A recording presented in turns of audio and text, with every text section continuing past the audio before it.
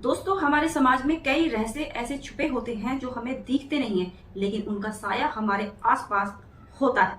कुछ ऐसी कहानियां होती है जिन पर यकीन कर पाना मुश्किल होता है। एक ऐसा ही मामला मुंबई से, जहां होली की रंगीन रात में एक ऐसा सच सामने आया जिसे चकाचौंध भरी दुनिया के पीछे छिपे काले सच को उजागर करना। आदाब, नमस्ते, सत श्री अकाल। मैं हूं Rizwana Saifi. Crime news channel में आपका स्वागत है। होली का त्योहार था, रंगों और खुशियों का दिन था, लेकिन मुंबई के पवाई इलाके में कुछ ऐसा घटा जिसने इस खुशी के माहौल को सनसनी फैला दी। पुलिस को गुप्त सूचना मिली कि पवाई के हीरा नंदानी इलाके में एक बड़े होटल में सेक्स रैकेट का धंधा चल रहा है। खबर थी कि इसमें बॉलीवुड से जुड़ी कुछ संघर्ष करती हुई अभिनेत्रियां भी शामिल हैं। ये आज के टाइम में मॉडल कहते हैं। जैसे ही मुंबई पुलिस को इस बात की सूचना मिली कि उस होटल में सेक्स रैकेट का धंधा चल रहा है, जिसमें संघर्ष करती हुई कुछ अभिनेत्रियां हैं और कुछ तो वो हैं जो टेलीविजन में काम भी कर चुकी हैं। पुलिस को जब इसकी सूचना मिलती है तो पुलिस योजना बनाती है उन अपराधियों को पकड़ने के लिए जो लोग उनको उस काली दुनिया में लाना चाहते हैं और जो उस काली दुनिया में उसे धकेल रहे हैं।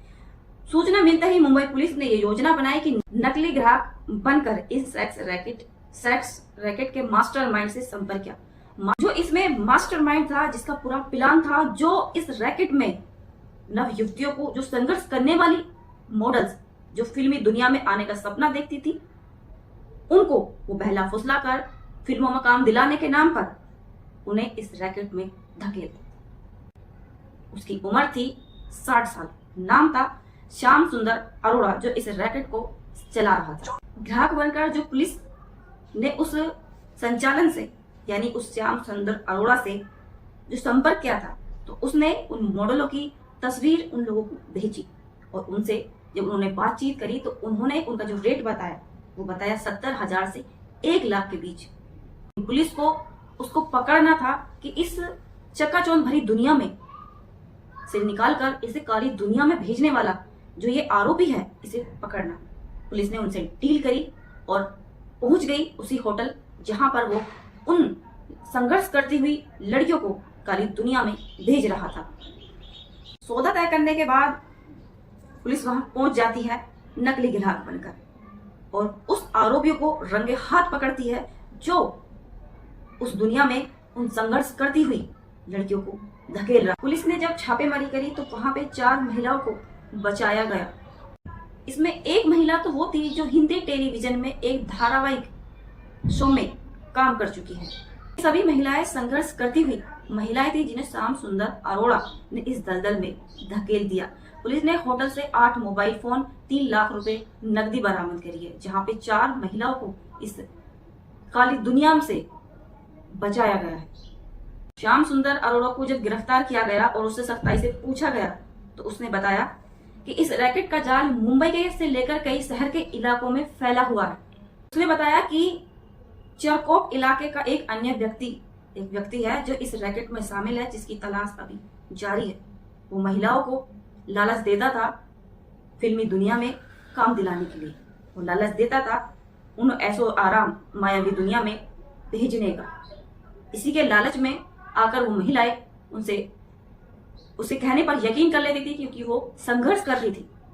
वो लड़कियां संघर्ष कर रही थी और वो इस बात पे यकीन कर रही थी किसी तरह से उन्हें काम मिल जाए। उन्हें वो व्यक्ति इस तरह से जाल में फंसाता था जैसे वो उन्हें फिल्मों में हीरोइन का काम दिलाएगा।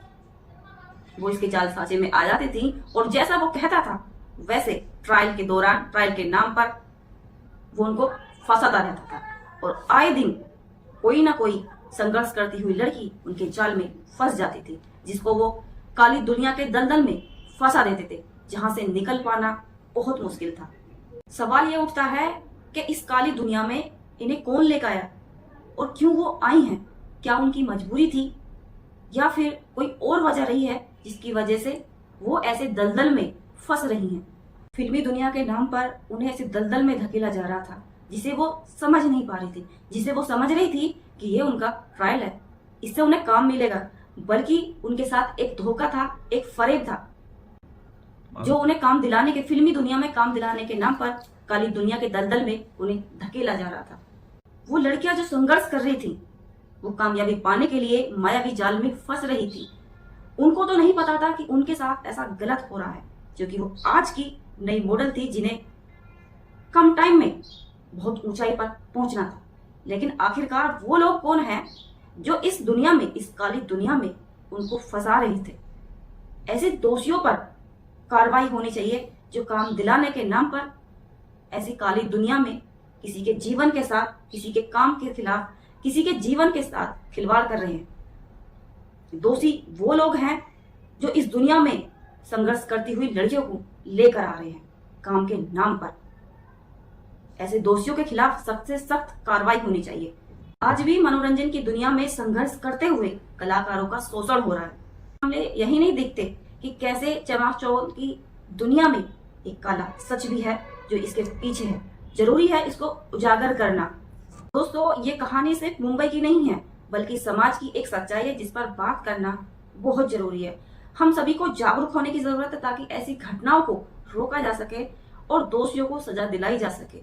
आपको इस केस के बारे में क्या लगता है? क्या समाज में ऐसी घटनाओं को रोकने के लिए कुछ कदम उठाना चाहिए? अपनी राय नीचे कमेंट बॉक्स में जरूर दीजिएगा।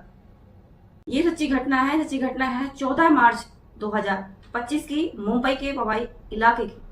इस कहानी को बताने का उद्देश्य किसी को डराना, धमकाना, किसी के मान सम्मान को ठेस पहुंचाना या किसी की भावनाओं को आहत करना नहीं था। न ही किसी के मान सम्मान के साथ खिलवाड़ करना था, बल्कि सावधान करना था, सुरक्षित करना था, सेफ करना था कि भविष्य में ऐसा कोई कार्य न करें जिसकी वजह से आपका जीवन अंधकार में बीते। भविष्य में ऐसा कोई कार्य न करें जिसकी वजह से आपका जीवन नर्क समान हो।